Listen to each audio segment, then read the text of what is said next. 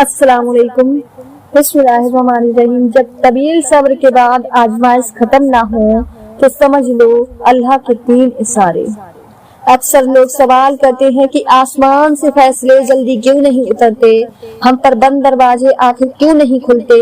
لوگ مایوس ہو کر پوچھتے ہیں کہ اللہ صبر کا پھل کب دیتا ہے، طویل انتظار کے بعد بھی آزمائش ختم کیوں نہیں کرتا۔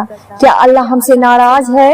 تو یاد رکھو کہ زندگی میں ناکام اور پیچھے رہ جانے والے لوگ وہ ہوتے ہیں جنہیں یہ معلوم ہی نہیں ہوتا کہ ہمت ہارنے کے وقت وہ کامیابی کے کتنا قریب پہنچ چکے ہوتے ہیں، کیونکہ جب کوئی آزمائش اپنی انتہا پر ہوتی ہے تو وہ اپنے آخری مرحلے پر ہوتی ہے۔ یاد رکھنا، کامیاب لوگ اپنے فیصلوں سے حالات بدل دیتے ہیں اور ناکام لوگ حالات کے ڈر سے اپنے فیصلے بدل دیتے ہیں۔ شیخ سعدی رحمۃ اللہ علیہ فرماتے ہیں کہ مایوسی اور نا امیدی ایسی دھوپ ہے جو سخت سے سخت وجود کو جلا کر راکھ کر دیتی ہے۔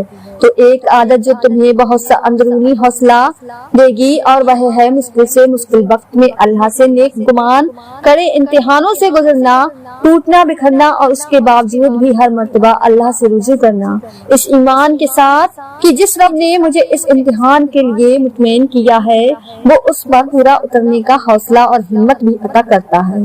اللہ قرآن میں فرماتا ہے، اور دیکھو ہم تمہیں آسمان کے ضرور کبھی خوف سے اور کبھی بھوک سے، کبھی مال جان اور پھلوں میں کمی کر کے، اور جو لوگ ایسے حالت میں بھی صبر سے کام لیں ان کو خوشخبری سنا دو۔ بے شک صبر اور اللہ سے رجوع و بہترین راستہ ہے جو تمہاری ہر ناکامی کو کامیابی میں بدل دیتا ہے۔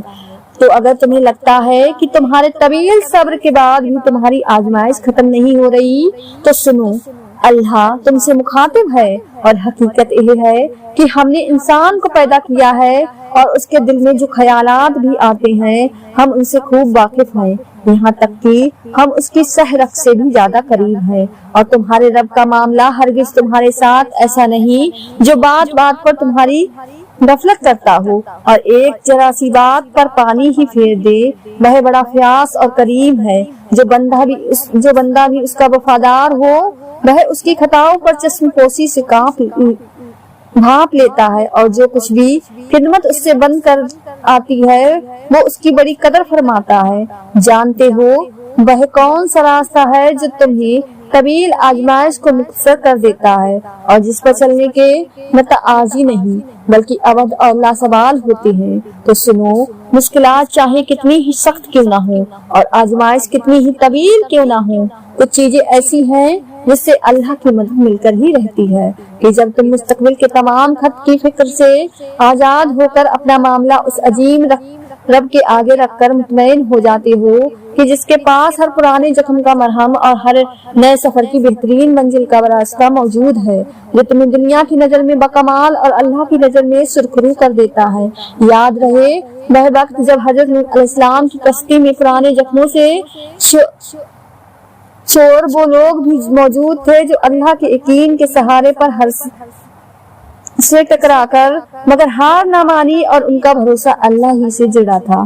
قرآن کہتا ہے، نوح علیہ السلام نے کہا، اس کشتی میں بیٹھ جاؤ، اللہ ہی کے نام سے اس کا چلنا اور ٹھہرنا ہے، اور یقیناً میرا پالنے والا بڑی بخشش اور بڑے رحم فرمانے والا ہے۔ یاد رکھو، مستقبل کے خوف اور معاصی کے غم خشکباز انسان کی ہنسی چھین سکتے ہیں۔ ٹوٹے دل اور ٹوٹے رشتے تمہارے ہر اگلے لمحے کو اداس کر دیتے ہیں۔ اسے حسن کہتے ہیں۔ مستقبل کا خوف تمہیں مشکل آنے سے پہلے ہی مشکل میں ڈال دیتا ہے اور حادثے سے پہلے ہی حادثات کے اثرات تمہیں آتے ہیں، لیکن پتہ ہے تمہارے رب نے کہا ہے کہ جو کوئی تقوی اختیار کر لے، یعنی خود کو بچانے کی کوشش کرے اور اپنے حال پر دھیان دے تو وہ یقیناً کامیابی پائے گا۔ اللہ قرآن پاک میں خود فرماتا ہے، جو کوئی تقوی اختیار کر لے گا اور اصلاح کر لے گا ان کے لیے نہ کوئی خوف ہوگا اور نہ وہ کسی غم سے دوچا ہوں گے۔ تم خود کو اس مہربان رب کی بندگی میں دے دو جس کی سلطنت میں اس کے سوا کسی کا جوڑ نہیں چلتا، اور وہی ہے جو اپنی طاقت سے اپنی بندگی بچا لانے والے کو ہر آزمائش میں سرخرو کر کے ان کی تمام مشکلات کو آسانیوں میں بدل دیتا ہے۔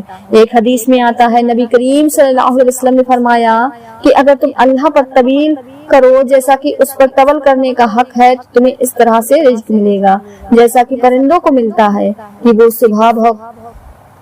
صبح نکلتے ہیں اور شام کو واپس لوٹتے ہیں۔ جانتے ہو زندگی میں حسن و ملال کے بادل کب ٹلتے ہیں اور تمہارے دل کی کیفیت باغ و بہار میں کب بدلتی ہے، تو سنو، جب تم بڑی سی بڑی مشکل میں صبر کے ساتھ اللہ کو مشکلات پر قادر سمجھ کر اسی سے مدد کی امید لگائے رکھتے ہو، نہ تو تمہارا دل پھسلتا ہو اور نہ ہی تمہاری نگاہ بھٹکتی ہو، بلکہ تم خود کو اس مقام میں بلندیوں پر رکھتے ہو جو تمہارے بہترین ساتھ پر پیدا ہونے کا لازمی تقاضا ہے، تو جان لو کہ یہی وہ خوش قسمت لوگ ہیں جن کو وہ قدر منزل حاصل ہوتی ہے جو ان کی تمام مشکلات کے ہر راستے کو آسان اور سہل کر دیتی ہے۔